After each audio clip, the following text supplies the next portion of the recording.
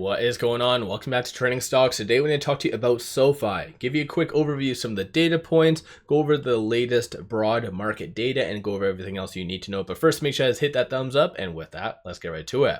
SoFi did close in the green, so 0.39%. A lot of volatility though, so it had that crazy sell-off that happened right here.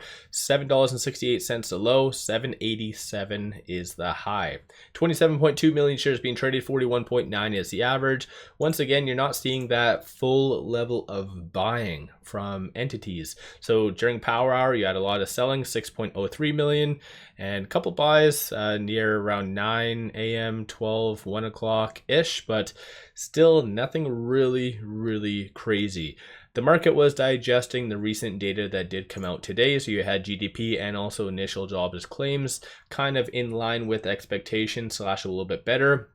So initial jobless claims, 218,000, 224 the forecast. And so essentially a lot of that did equate to more of a reduction for the November 7th meeting. So now there is a 52.8% likelihood of a 50 basis point cut that did come down slightly from, I think it was like 64%, something like that, before the market even opened. Powell did speak today, didn't really talk all that much. Of course, I think just the Feds are assuming everything's going to be okay, that there is going to be a soft landing. Today, there was no actual news associated to SoFi, no SEC filing, so it was just largely piggybacking off of the broader market. The latest data in money markets did come out today. So for those of you that have been kind of following my channel, I've been somewhat optimistic and signaling that once there is a lot of true optimism in the market, you are going to see a rotation similar to what happened between 2020 and 2021. And of course, every stock just went up to the moon during that time period. And right now we're sitting at, for the most part, all-time high record numbers of money sitting in money markets. I think like 6 point something trillion, 6.4. But the latest data did come out week over week. It looks like there was a increase of 120.8 billion. So, you know, a couple chump change kind of stuff. So 120.8 billion did move into money markets last week. So not a lot of optimism, and so right now the grand total is sitting at 6.42 trillion.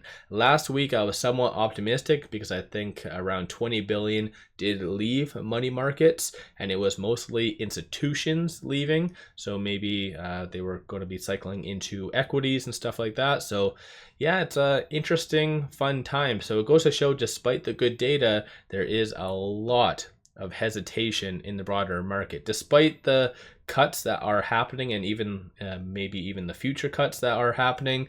People would rather still earn like the 4.5 or whatever percent it is at in just sitting rather than being in the actual market itself. So yeah, interesting data.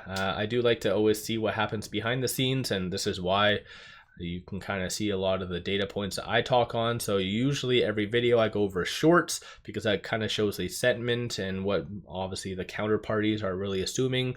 I go over options. So this is another interesting kind of stuff to analyze. But speaking of shorts did increase a small amount. So for those of you that remember yesterday, shorts did increase a whopping 9,000 shares. So today they increased a whopping 160,000. So still, it is what it is, nothing really crazy. 17.54% of the free float is being shorted, works out to be 183.43 million shares. It's interesting the fact that shorts aren't really returning quite a lot, and it's not just with SoFi, it is happening like across the board. A lot of heavy shorted stocks and just growth stocks are getting doubled down by shorts for whatever reason. I get it, shorts aren't increasing like 4+ million, but yeah, I don't know. What's your guys' thoughts on that? Cost to borrow average is slightly higher than yesterday, so 0.81%, and this cost to borrow minimum being negative has somewhat disappeared, so it's been a good week since we've seen that. Moving over to options, 3.93 million in calls, 947,000 in puts, 48% of all the options being done today were optimistic and bullish. And when it was at its kind of highs, I did take advantage. I just had a weird feeling it was going to kind of pull back, so I did sell $8 calls, covered calls. So yeah, if you guys don't know options, highly suggest in researching them. They can be very beneficial whether you are bullish or bearish. I do really push that quite a lot because I feel like a lot of people are just very scared of this. A lot of people are scared of just what options mean. And you always see those people out there saying that they lost everything on options. There is a very fine line between doing it the smart way and gambling, because essentially you are trying to pick the expiry date and also where the stock is going to be at that expiry date. So it is a level of risk, but I do recommend a lot of people researching that. Of the call options that were purchased today, you do see a consensus for it to be roughly around $8. Not much optimism aside from that though. You do have maybe around $8.50 by October 18th. So maybe that's encumbering earnings or something. Actually, I think that's a little bit too early for earnings, but yeah, let me know your thoughts. Of course, with tomorrow being Friday, this is the current open interest, so kind of just take note of that. Currently 9,000 at 750, 34,000 at 8, and then 28,000 at 850. So SoFi will probably struggle at that $8 range if it does get close to that. So I think it is fair to assume it is going to close somewhere between that 750 and 8. That's of course just based on this right here.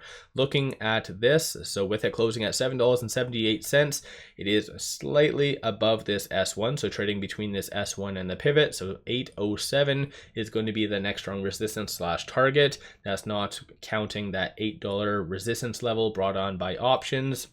And then 772 is going to be that strong support. Kind of bounced off of that general area, did break below that momentarily, but at least that has been somewhat the saving grace over the last 2 days. When it did have that crazy sell-off last one, it did touch this S2. So at least we know these are kind of good support levels, but on the actual chart itself, you can kind of see it is higher percentile of the boiling band. It was kind of, when it did sell off today, looking as though it was going to transition into the lower. So yeah, SoFi is holding on for dear life based on the technicals. Right below it though, you do have the 200, the 50 and 100-day moving averages right here. So adding a lot of good support levels. Stochastic is starting to kind of push down and slightly reset. So right now it is at 57, so somewhat neutral now. So it did go from overbought to neutral, so not really oversold or overbought or anything like that. A number of retail investors are still buying SoFi. So if you are part of that group, give yourself a shout out. You definitely do deserve it. A lot of volatility, but I feel like typically what does happen, there's always that nice run up into their earnings and then it kind of sells off. So maybe retail is pre-anticipating that.